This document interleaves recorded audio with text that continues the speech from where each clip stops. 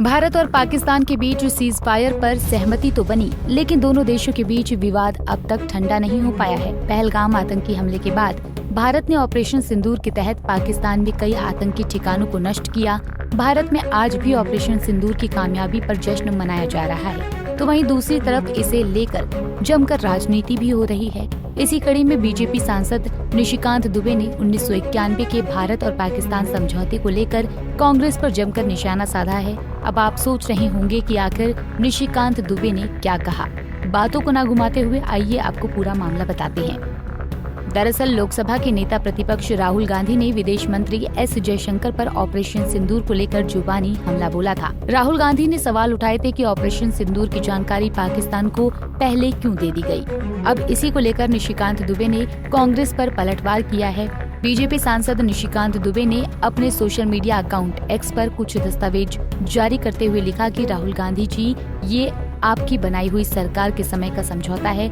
साल 1991 में आपकी पार्टी समर्थित सरकार ने समझौता किया कि किसी भी आक्रमण या सेना के मूवमेंट की जानकारी का आदान प्रदान भारत व पाकिस्तान एक दूसरे से करेगा। क्या ये समझौता देशद्रोह है? निशिकांत दुबे के बयान के बाद पूरी राजनीति 1991 के इस समझौते के इर्द गिर्द घूम रही है।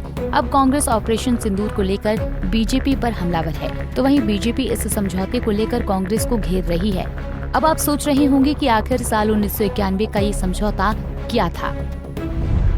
क्या है 1991 का भारत पाक समझौता? 6 अप्रैल 1991 को भारत और पाकिस्तान के बीच एक समझौता हुआ था, जिसके तहत दोनों देशों ने सैन्य अभ्यासों और गतिविधियों के बारे में एक दूसरे को पहले से जानकारी देने का वादा किया था। इसका उद्देश्य था कि दोनों देश एक दूसरे को अपनी सेना के मूवमेंट्स के बारे में सूचित करें, ताकि आपसी गलतफहमी और टकराव से बचा जा सके।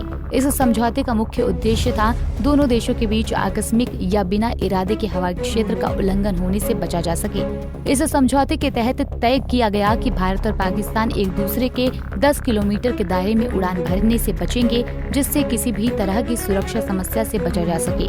इसमें एयर सिक्योरिटी पहचान क्षेत्र का भी ध्यान रखा गया था, ताकि किसी भी गलतफहमी से बचा जा सके। साथ ही दोनों देशों ने ये भी तय किया था कि वो बिना अनुमति के एक दूसरे के हवाई और जल क्षेत्रों में प्रवेश नहीं करेंगे। इस समझौते के जरिए दोनों देशों के बीच शांति और सुरक्षा बनाए रखने की कोशिश की गई थी।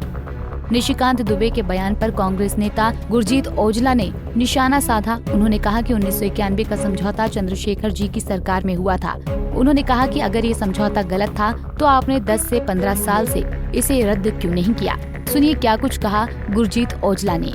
देखिए, वो जो एग्रीमेंट हुआ था चंद्रशेखर जी की सरकार में हुआ था, और कई बार होता है कि जो प्रोटोकॉल होते हैं वो उसी तरह लागू हो जाते हैं। तो हम ये कहना चाहते हैं, उसके बाद आपकी सरकार ऑलमोस्ट 16-17 साल होगी वाजपेयी जी की, और आपने कैंसिल क्यों नहीं किया उसको? तो यदि आप मान रहे हो कि उसको वजह से ही हमने ये बताया है, तो इसका मतलब आप निशिकांत दुबे जी इसको सही मान रहे हैं ना, कि आपने बताया है। आप बाकी तो प्रोटोकॉल हमारा फॉलो नहीं करते, लेकिन जो गलती है उसको जोड़ के आप कहते हो ये इसलिए हमने किया है। जो बाकी काम कांग्रेस का अच्छा किया, वो तो कभी नहीं कहा कि हमने इस वजह से आगे बढ़ रहे हैं। तो ये जब अभी कारगिल की वार हुई, फोर्स ने कैसे जवाब दिया, वो तो कभी नहीं आपने ग्लोरीफाई किया कि फोर्स ने बहुत अच्छा जवाब दिया। बहरहाल अब इस मुद्दे को लेकर सियासत गर्मा गई है। कांग्रेस का कहना है कि राहुल गांधी के पूछे सवाल ठीक थे। अब इस पूरे मुद्दे को लेकर जमकर राजनीति हो रही है। भारत पाकिस्तान को बेनकाब करने की पूरी कोशिश कर रहा है। सांसदों का डेलीगेशन विदेशों में भारत की बात रखने के लिए रवाना हो गया है। ऐसे में भारत की कोशिश है कि पाकिस्तान की हर चाल को बेनकाब करे। खैर, भारत का रुख साफ है कि अगर पाकिस्तान भारत की ओर से कोई और नाकाम साजिश रचता है तो भारत उसे सूद समेत जवाब देगा। भारत पहले भी पाकिस्तान की हर नापाक साजिश का जवाब देता आया है और आगे भी देगा। लेकिन देश में भारत पाकिस्तान तनाव पर अब राजनीति होने लगी है। अगर देखा जाए तो एक तरफ जहां भारत में ऑपरेशन सिंदूर की कामयाबी पर जश्न मनाया जा रहा है, तो वहीं दूसरी तरफ संवैधानिक पदों पर बैठे हुए लोग सेना का अपमान करने में भी जुट गए हैं। देश का हर नागरिक अगर सेना का सम्मान करेगा तो सेना को उच्च दर्जा मिलेगा। ऐसे में आगे उम्मीद रहेगी कि नेता अपनी राजनीति का हिस्सा सेना को बिल्कुल भी न बनाए। Bureau report, Punjab Kesari TV. हमसे जुड़े रहने के लिए हमारे YouTube चैनल को सब्सक्राइब करें और नई वीडियो की नोटिफिकेशन के लिए बेल आइकॉन को दबाएं।